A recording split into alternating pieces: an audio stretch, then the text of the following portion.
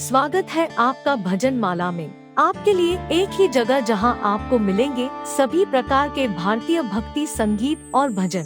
तो अगर आप अपने आध्यात्मिक सफर को संगीत के माध्यम से ऊंचाइयों तक पहुंचाना चाहते हैं, तो हमारे चैनल को सब्सक्राइब करें और भजन माला समुदाय में शामिल हो जाएं। चले गए गुरुद्वारा, गुरु गृह गए तुरत महिपाला,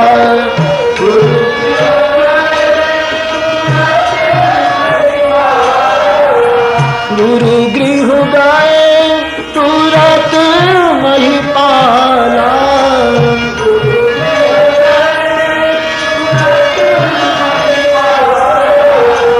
चरण लागी कर विनय विशाला,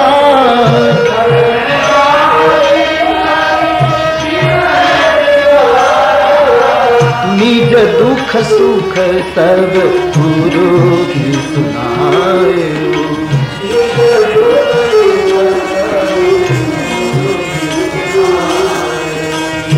कही वशिष्ठ बहु विधि समझाए। संत को दुख कहना, दुनिया को मत कह। धर बुद्धि हो गए सुतचारी,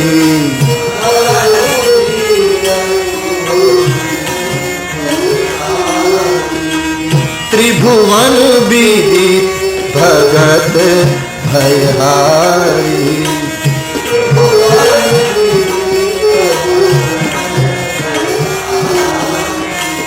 श्रृंगी ऋषि वशिष्ठ बुलावा,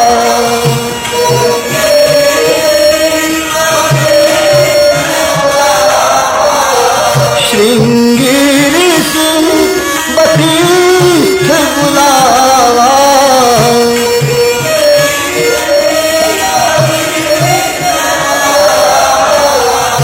पुत्रलादि शुभ यज्ञ करावा,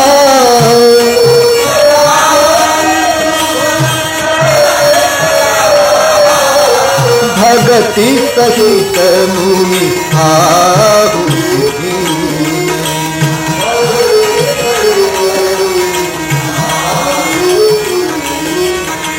प्रगटे अगिरि करु कर ली,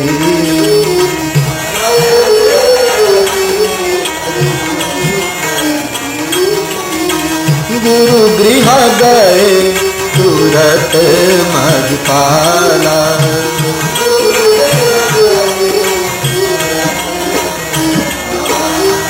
तो दो बात यहाँ हमारे जीवन के लिए उपयोगी। एक तो जीवन में कोई न कोई कमियां रहेगी, और जब कमियां जीवन को उद्वेग से भर दे तो दुनिया को मत कहना, गुरु को संत को कहना। वो भले ही कोई जवाब न दे, अपनी बात उसके सामने रख देना। वो तुम्हारे लिए संध्या पूजा में परमात्मा को प्रार्थना करेगा तो शायद समस्या का हल हो भी जाए। इसलिए संतों के पास दर्द को रुजू कर देगा। गुरुदेव के पास आकर दशरथ जी प्रणाम कर रहे हैं। अवधेश को पूछा, अवधेश अचानक आप? बोले बाबा वैसे हम संसारी, आपकी कृपा से बहुत सुख है, लेकिन एक दुख सता रहा है। क्या मेरे भाग में पुत्र सुख नहीं है? मेरी रानियां उदास है, पूरा परिवार उदास। बस कल रघुवंश मुझसे समाप्त हो जाएगा, कोई बारिश नहीं। वशिष्ठ जी ने कहा, अवधेश तुमने ठीक पूछा, सही समय पर पूछा। एक पुत्र नहीं, आपके घर 4 पुत्रों के जन्म हो जाएंगे। ये तो संत वाक्य था। संत वाक्य कभी पलटता नहीं। बाबा हाँ, 4 पुत्र के पिता हो जाओगे, और वो सामान्य नहीं, त्रिभुवन विदित। चाहत मुनि संता बदला बनता बंदर संता बलवंता, ऐसे महान पुत्र पाओगे आप जो संसार को उजागर करेंगे।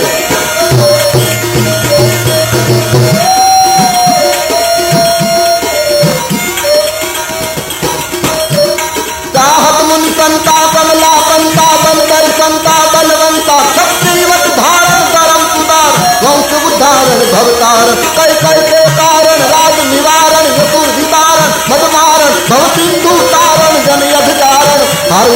भगवंता जी भार उतारण, भगवंता जी भार उतारण, भगवंता मुनि संता कमला संता बलदर संता बलवंता क्षत्रिवत धारण धर्म सुता वंश उद्धारण भवतारण कैसे कारण राज विवाद असुर विदारण भगमारण भव सिंधु तारण जन यग जारण भारुतारण भगवंता जी भार उतारण, भगवंता मुनि संता कमला संता बलदर संता बलवंता क्षत्रिय त्रिभुवन विदित भगत भयहारी। गुरुदेव के वाक्य जब सुने कि 4 पुत्रों के पिता हो गए, लेकिन एक शर्त, आपको पुत्र यज्ञ करवाना पड़ेगा, आदेश दे। श्रृंगी ऋषि को बुलाया गया और पुत्र यज्ञ का आरंभ हुआ। अयोध्या का गगन स्वाहा शब्द से गुंज उठा और जब अंतिम आहुति डाली गई यज्ञ कुंड में, तो यज्ञ नारायण अग्नि के रूप में प्रसाद का चरु लेकर यज्ञ मंडप में प्रकट हो जाते हैं। पूरी सभा, सब लोग एक आवाज से बोल उठे, बोलिए यज्ञ नारायण भगवान की। बोले अग्नि के रूप में, जो वशिष्ठ कछु हृदय विचार, सकल काज भाग सिद्ध तुम्हार। ये प्रसाद ले लो वशिष्ठ जी, तुमने जो सोचा वो सब सिद्ध होगा। महाराज को प्रसाद देना, अपनी रानियों को बांट दे। सूचना देकर अदृश्य हो गए। प्रसाद वशिष्ठ जी के पास और अवधेश को देते हैं, राजवी रानियों को योग्यता के अनुसार बांट दो।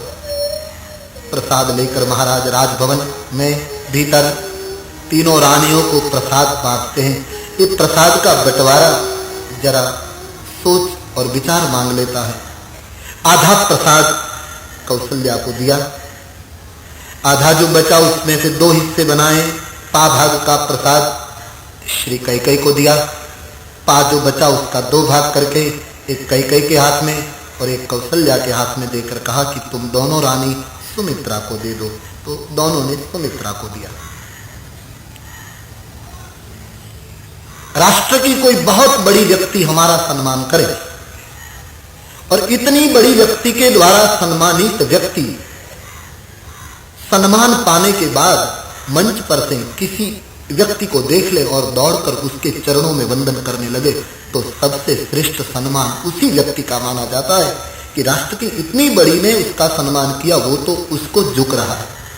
तो महाराज दशरथ जी ने पहले कौशल्या और कैकेयी का सम्मान किया, लेकिन दशरथ जी के द्वारा सम्मानित दोनों रानी अब अपने हाथ में प्रसाद लेकर सुमित्रा का सम्मान कर रही। तब सुमित्रा को लगा कि सबसे बड़ा सम्मान मेरा हुआ। आंख में अश्रु आ गए और गदगदित भाव से बोल उठी मन में कि तुम दोनों माताओं ने इतना बड़ा मुझे मेरा सम्मान किया, तो उसका बदला मैं कैसे दूं। भगवान करे आप दोनों के हाथों से जो प्रसाद मुझे मिला और उस प्रसाद के 2 भाग से यदि मुझे 2 पुत्र की प्राप्ति हो जाए, तो कौशल्या माँ एक बेटा तेरे बेटी की सेवा में समर्पित कर दूंगी और दूसरा बेटा कैकेयी अम्बा तेरे पुत्र की सेवा में समर्पित। आपके सम्मान का प्रति उत्तर केवल मेरे पास इतना ही है। या तो एक कथा ऐसी भी सुनी है, महात्मा लोग कहते हैं कि आधा भाग कौशल्या जी को दिया, बाद में कैकेयी को दिया और पा भाग सुमित्रा जी को, लेकिन सुमित्रा के हाथ से जब वो खीर या यज्ञ प्रसाद रहा, वो एक समड़ी पंखी आकर उठा ले गई, ऐसा कुछ कथा है। तो सुमित्रा जी के आंख में आंसू आ गए, मेरा प्रसाद चला गया तो मुझे तो पुत्र नहीं मिलेगा। तो कौशल्या और कैकेयी ने कहा, माताजी रोना मत, अभी हमने हमारे प्रसाद का भक्षण नहीं किया, हम हमारे प्रसाद से आपको दे देते हैं। तो कौशल्या माँ ने अपने प्रसाद से थोड़ा दिया और कैकेयी माँ ने दिया, तो वो सुमित्रा जी को मिला और ये 2 प्रसाद के हिस्से में माँ को आनंद हुआ। और कथा ऐसी मिलती है कि जो पंखी प्रसाद लेकर उड़ पड़ा था, वो जहाँ अंजनी माता तपस्या करती थी वहाँ जाकर उसकी चोंच से छूट गया और अंजनी के हाथ में आया और इस प्रसाद को अंजनी ने पाया और इस माध्यम से, इस प्रसाद की कृपा से अंजनी माता के उदर से हनुमंत बाबा का प्रागट्य हुआ। ऐसी कथा हम संत लोग से सुनी है हमने, ऐसी कुछ कथा है। यहाँ तो बाबा जी केवल इतना ही कहते हैं, माताओं ने प्रसाद अपने उदर में रखा और परमात्मा ने अपनी शक्ति प्रदान की। माता सगर्भा स्थिति का अनुभव करने लगी। गोस्वामी जी तो कहते हैं खुद ईश्वर मां के गर्भ में आ गए। देखिए धारणा बाबा, वरना कुछ लोग कहते हैं कि भगवान उदर में नहीं बसते, उर में बसते हैं। भगवान प्रकट होते हैं, जन्म नहीं लेते। जीव का जन्म होता है, भगवान का प्रागट्य होता है। जीव उदर में बसता है, शिव उर में बसता है। लेकिन गोस्वामी जी कहते हैं नहीं, परमात्मा सर्वशक्तिमान है तो सब कुछ कर सकता है, वो जन्म भी ले सकता है। कौशल्या जी ने कहा भय प्रगट कृपाल, और खुद राम जी कहते हैं जन्म में एक संग सब भाई। जन्म हुआ इसी बात अयोध्या कांड में आती। उदर में भी निवास करते हैं, उर में भी निवास करते हैं। वो तो सर्वशक्तिमान सर्वसमर्थ हैं। तो माता के उदर में परमात्मा का आगमन हुआ और दिशाएं दिव्य होने लगी, धरती गदगदित होने लगी, प्रकृति नृत्य करने लगी। भगवान को आने की बेला करीब आ गई। समृद्धि श्री अवध की बढ़ने लगी। महात्माओं के वृंद हिमालय और विंध्याचल को छोड़कर मंत्र शक्ति की गति से सरजू के तट पर आकर समाधि भाव में रोने लगे। गाय नृत्य करने लगे, वृक्ष फलित होने लगे, सरजू जी में बाढ़ आने लगी। चैत का मधुमास था, धूप का महीना था, तो दो किनारों को ऊपर से जब सरजू बहने लगी, किसी ने सरजू को पूछा कि धूप का महीना तुमने बाढ़ कहां से आ गई? तो सरजू ने जवाब दिया कि ये बाढ़ नहीं, मेरी खुशी है। बोले कौन सी खुशी? कि हम सरिताओं के जीवन में ऐसा नियम है कि दौड़ दौड़ कर हमको सागर के पास ही जाना होता है, लेकिन आज हम कृतकृत्य है कि आज सागर स्वयं मेरे घर आ रहा। आज समुद्र स्वयं सरजू भरने लगी उछाले, क्योंकि सागर स्वयं नदी तक आया। आज बुंद में मेघ सिमट कर आया, गागर में सागर भर आया। मानो आज प्रभु मेरे घर। सरजू में बिल्कुल बहुत बाढ़ आने लगी, खुशियां फैलने लगी। और बाबा जी कहते हैं परमात्मा के आवन की बेला हो गई। योग लगन ग्रह बार तिथि सकल भये अनुकूल, चर अरु अचर हर्ष जुत राम जन्म सुख हो। सब अनुकूल हो, राम जन्म का समय निकट आया। आप सोचिए ये कथा गोस्वामी जी महाराज ने जब लिखी होगी तब उसकी क्या हालत हुई हो। पूरी कुटिया में गदगद भाव छा गया होगा, नयनों से अश्रु बहने लगे, आंसू में कलम डुबोकर अपने इष्ट के प्रागट्य की पावन कथा गोस्वामी जी लिखने बाबा जी घोषणा करते, तिथि की घोषणा कर दी। सब सुनिए और गाइए। नवमी तिथि मधुमास पुनीता, नवमी तिथि नवमी तिथि मधुमास पुनीता, नवमी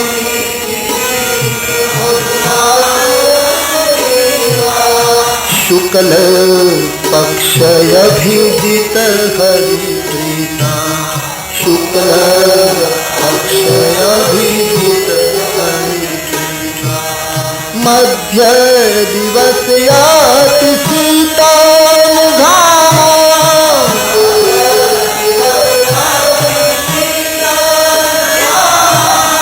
पावन काल लोक विश्रामा,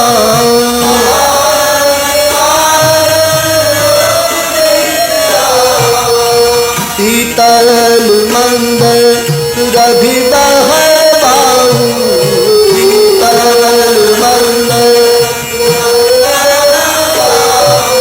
हर शीत सुर संतन मन पाऊं।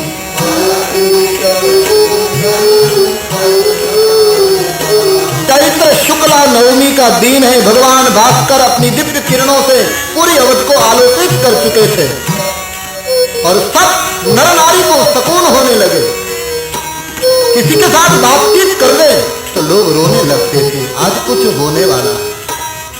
सबको आनंद हो रहा है, गाय नृत्य कर रहे हैं। संतों से सुना है कि जब भगवान का प्रागट्य होने वाला था तब सब तिथियां भगवान के पास प्रार्थना करने गई, अपना अपना प्रस्ताव लेकर कि आप हमारी तिथि में प्रकट हो जाए। प्रतिपदा से शुरुआत हुई। भगवान को प्रतिपदा कहने लगी कि आप भी एक हैं, मैं भी एक हूं, हमारी जाति मिलती है, आप मुझ में प्रकट हो जाए। भगवान ने कहा लाइन बड़ी लंबी है, मैं सबको पूछ लूं, बाद में फैसला करो। तो द्वितीया ने भगवान को कहा कि नहीं महाराज, आप मुझ में प्रकट हो जाएंगे, क्योंकि मैं बड़ी तिथि हूँ, आषाढ़ की द्वितीया, महामास की द्वितीया, तो आप मुझ में प्रकट हो जाइए। तो तृतीया बोली नहीं, आप मुझ में प्रकट हो जाइए, क्योंकि मैं अक्षय तृतीया, मेरी कितनी बड़ी महिमा है। तो चतुर्थी बोली कि नहीं, मैं तो गणेश चतुर्थी, विघ्नहर्ता को पूजा रखती हूँ, तो आप मुझ में प्रकट हो जाइए। तो पंचमी बोली मैं वसंत पंचमी, आप मुझ में प्रकट हो जाइए। षष्ठी बोली कि हमारे गुजरात में रांधन छठ कहते हैं, आप हमें प्रकट हो जाए। सप्तमी बोली मैं शीतला सप्तमी, आप मुझ में प्रकट हो। अष्टमी बोली मैं दुर्गाष्टमी हूँ, आप मुझ में प्रकट हो जाए। भगवान सबकी बात सुनते थे, लेकिन जब नवमी की बारी आई तो भगवान ने देखा कि वो कुछ बोली नहीं, रोती रही। राम नवमी का दिन, एक अर्थ इस चौपाई का ये भी हो सकता है कि त्रेता युग में राम नवमी के दिन भगवान प्रकट हो गए, लेकिन हमारे लिए जिस दिन जिस तिथि में भगवान प्रकट हो जाए वो तिथि को नमस्कार। नवमी तिथि, वही तिथि को हमारा नमन, वही मास हमारे लिए मधुमास, वही पक्ष हमारे लिए शुक्ल पक्ष, वही तिथि हमारे लिए नवमी है। जिस तिथि में परमात्मा का प्रागट्य हमारे जीवन में हो जाए, तो नवमी का दिन है, मधुमास है, शुक्ल पक्ष है, सूर्य नारायण ऊपर आ चुके हैं, न बहुत धूप है न शीत लहर है, बहुत ठंडी है, पावन समय है दोपहर का। समय कितना प्यारा चुना राम और कृष्ण ने। राम जी ने दोपहर 12 बजे का समय, मध्य दिन, श्री कृष्ण ने रात्रि का मध्य भाग चुना। क्यों?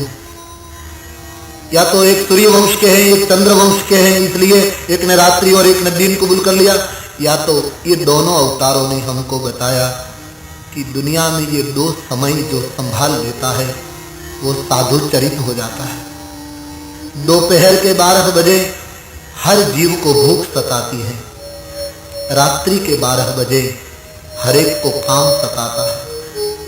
राम जी ने कहा कि मध्य दिन में आपको भूख सताए तो मेरा सिमरन करना, मैं भूख से मुक्त कर दूंगा, विश्राम दिलाऊंगा। कृष्ण ने कहा कि रात्रि को कामना सताए तो मेरा सिमरन करना, मैं कामना से मुक्त कर दूंगा, मैं आपसे विकारों से मुक्त कर दूंगा। आज दोपहर का मध्य भाग है, मंद सुगंध शीतल पवन बहने लगा, देवता लोग हर्षित होने लगे, संत लोग आनंद से भर गए, नदियों में अमृत जैसा पानी बहने लगा, वन में वृक्ष कुसुमित होने लगे, फल फूल देने लगे, मनियों की खाने निकलने लगी, हर व्यक्ति को सकून सकून होने लगे। पूरी प्रकृति परमात्मा को पुकारने लगी है, विलंब न करे, जल्दी पधारे। भगवान को सब पुकारते हैं, आइए हम भी पुकारें।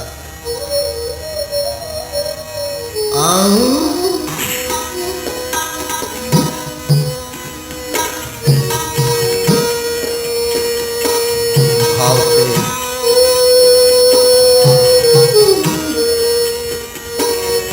आओ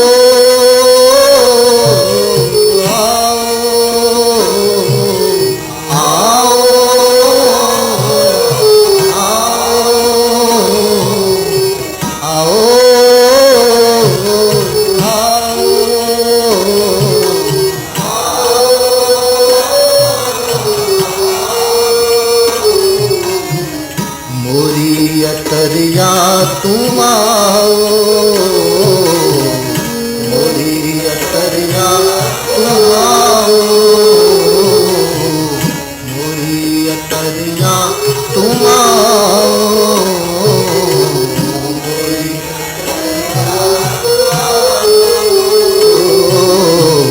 मोरी अतरिया तुम आओ।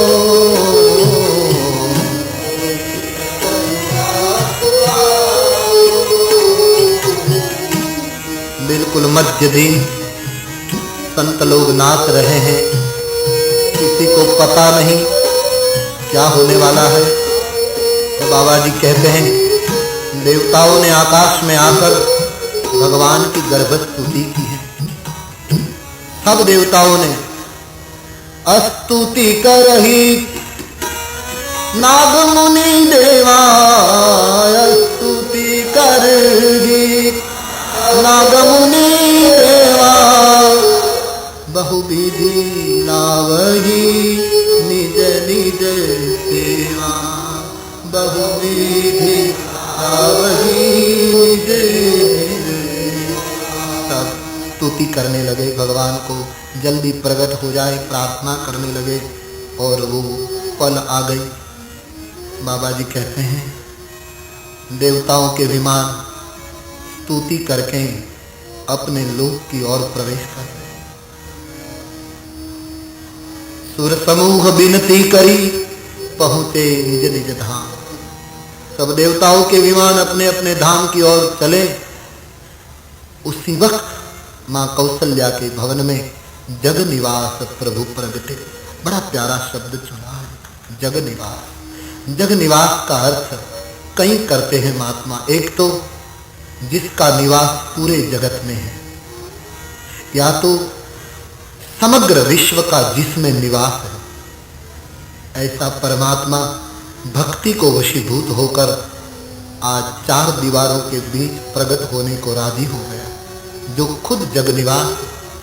बाबा जी लिखते हैं सुर समूह विनती करी पहुंचे निज निज धाम, जग निवास प्रभु प्रगटे अखिल लोक विश्राम।